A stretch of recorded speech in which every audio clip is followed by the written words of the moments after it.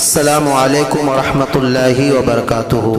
پیارے ناظرین، داعی اسلام حضرت مولانا محمد کلیم صدیقی صاحب کے تعلق سے کل ایک ویڈیو میں نے اپلوڈ کیا تھا جس میں یہ کہا گیا تھا کہ مولانا کو تبدیلی مذہب کا الزام لگا کر گرفتار کر لیا گیا ہے، لیکن کورٹ کی طرف سے کسی سزا کا کل اعلان نہیں کیا گیا تھا بلکہ آج کا وعدہ کیا تھا، یعنی 11 سپٹمبر 2024 بروز بدھ کو سزا متعین کرنے کا وعدہ کیا تھا۔